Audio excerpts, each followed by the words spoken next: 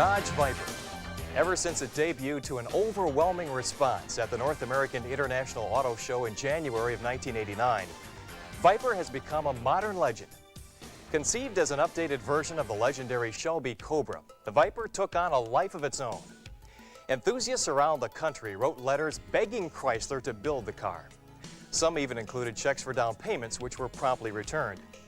After months of study and 2 prototypes, Chrysler management gave the go-ahead in May of 1989. Team Viper's assignment? Have a production-ready car for the 1992 model year, only a year and a half away. Thanks to many hours of hard work, the cooperation of suppliers, and the close-knit organization of the platform team, they met their goal. Viper is produced at the new Mack Avenue Assembly Plant in Detroit. Teams of hand-picked craft persons, some of the most skilled workers in the entire corporation, assemble Vipers in complete components. Each craftsperson has had over 600 hours of training. Many of them could build this car single-handed if they had to.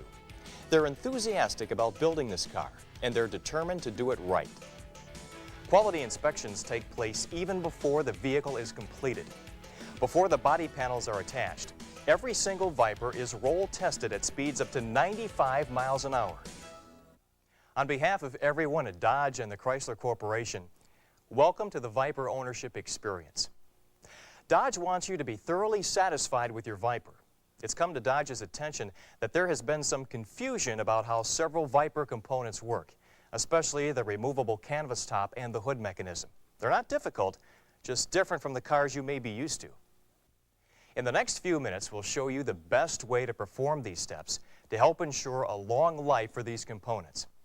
And here to show us is an expert, Don Jankowski from Team Viper. Don, welcome. Hi, John. It's a pleasure to be here. Before we get started, tell us what it's been like to work on Team Viper. It's been a true labor of love. We've got a dedicated team that enjoy to work with, and everybody just loves the car, and we want to make the best car we can get. We're going to put you to work now. Why don't we get started with unfolding and assembling the top? Okay, let's get to it.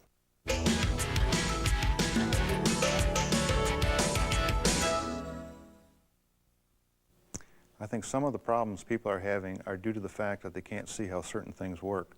So we're going to show a top with several sections of the canvas cutaway so we can see what's really happening. By the way, we're continually working to improve the top, so the ones our viewers have may slightly vary from the ones we have here today.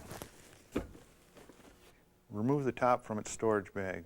Set it upside down across the windshield header and sport bar. Unfold the side rails and insert the bows into the pockets located on the header. Slide the side rails into the top front header groove. Squeeze the headers together with both hands and slide the locking latch forward. It's possible that you may hear a small click without actually locking the latch, so be sure to press the latch all the way forward. You'll feel it snap into place. Finally, to ensure the best possible seal, snap the side flap into the side rail. Okay, John, let's start from the beginning. This time you give it a try. Okay. Let's see, the first step is unfold the side rails and insert the bows into the header pockets. There we go. Then slide the side rail into the top front header groove. Squeeze the headers together and lock the latch. Then snap the side flap into the side rail. Not too bad at all, pretty easy. We'll see how to stow the top in just a few minutes, but first, let's install the top on the car.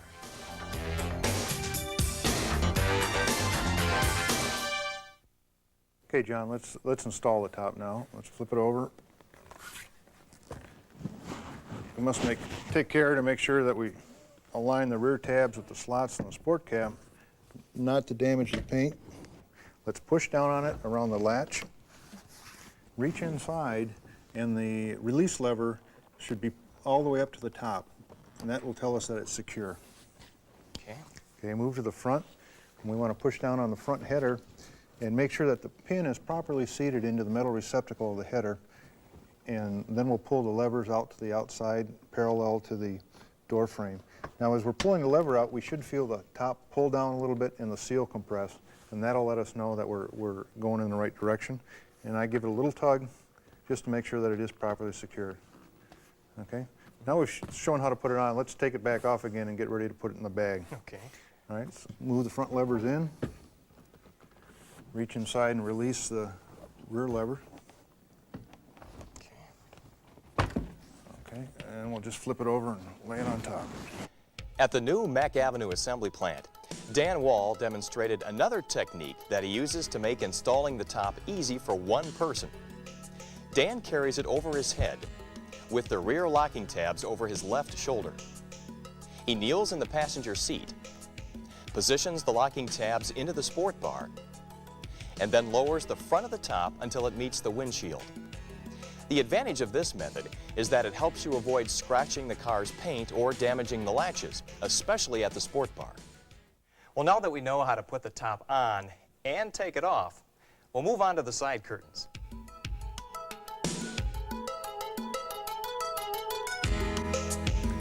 Okay, John, to install the side curtains, you install the tabs into the slots in the door.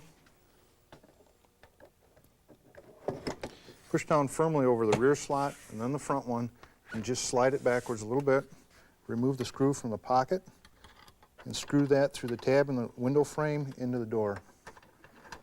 And that'll secure the side curtain. Okay, John, to remove the side curtain, you unscrew the screw in the door frame, grab the upper and lower frame on the side window, slide it forward, lift it straight out, and then store the screw in a little pocket on the side of the side curtain.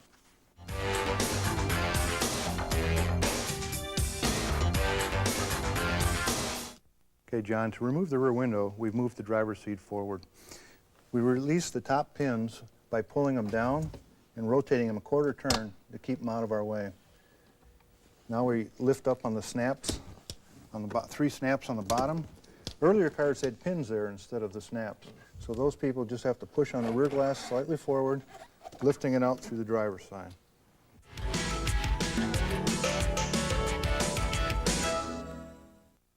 Okay, John, let's install the tonneau cover now.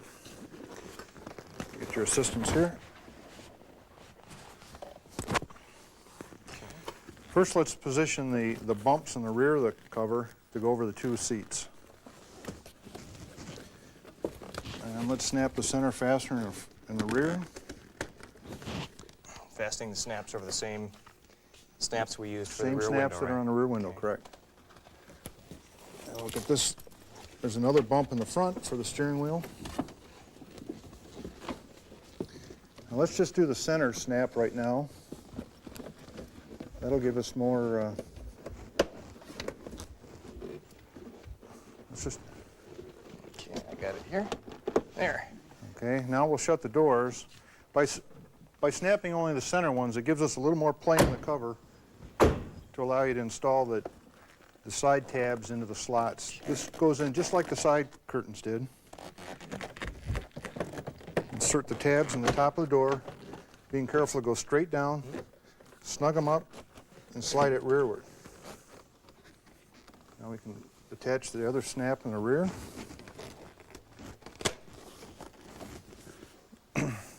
And to make it easier to snap the front snaps, we're going to unzip the tonneau cover, lifting slightly on it so we don't scratch the top of the dash. Okay, now we can reach in and snap these.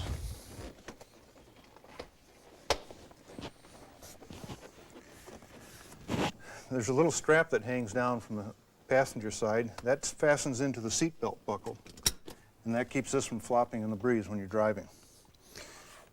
We can zip the back cover back up, and that'll cover the whole interior. Or we can unsnap it in the rear,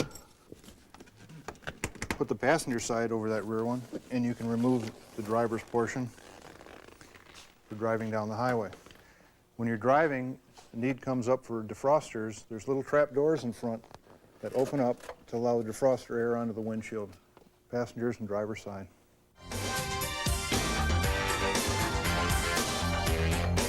Don, I know if this was my car, I'd only be driving it in nice weather. That being the case, how should people store the side curtains, the top, and so on?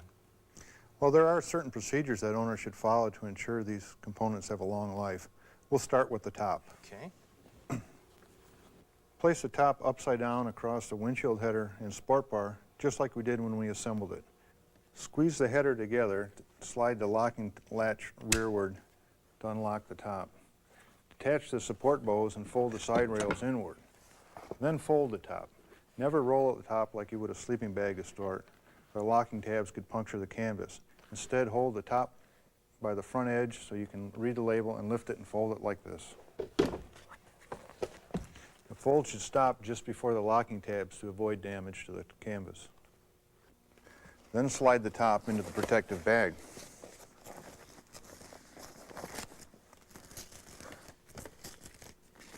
Protective bag for the side curtains has a divider in it. Remember when placing the side curtains in to leave the tabs towards the outside of the bag, placing one curtain on each side of the divider.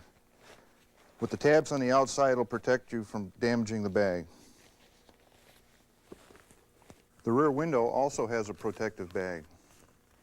Storing the items takes a particular order, starting with the top. Install the left side first.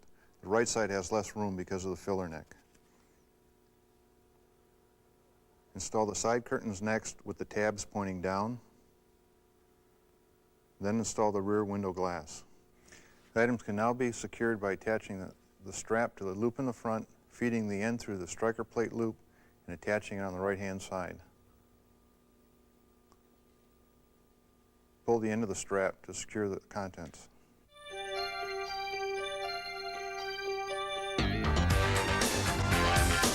Okay, one of the most popular things Viper drivers do is open the hood to show off the engine. We do that by releasing the hood in the upper grill opening, and there's a secondary catch. The hood will rise up a few inches. Then you walk around the side and lift up towards the center of the car to prevent damage to the hood hinges. Notice the rollers on the hood. To close the hood properly, they've got to be positioned in the guides located on the toe box. So we'll just lower the hood. A check to see that the rollers are in the guides is that the top of the door will be flush with the hood. Walking around to the front, remembering there's two latches, one on each side, we want to apply equal pressure to both and a nice gentle movement. I pick on the corners to make sure that both are latched. And this one didn't latch, so a little push, and we're all set. So in closing the hood, check that the rear rollers are in their tracks. Push down and back with a steady motion, don't slam it. Listen for 2 clicks. Tug on the hood to double check the lock. You've got it. We should point out that all of the subjects we've covered can also be found in the Viper's Owner's Manual. Don, thanks for the demonstration. My pleasure. Appreciate it. We hope that this demonstration helps you get the maximum satisfaction from your car. On behalf of everyone at Dodge, the Chrysler Corporation, and Team Viper, thank you and enjoy your Viper.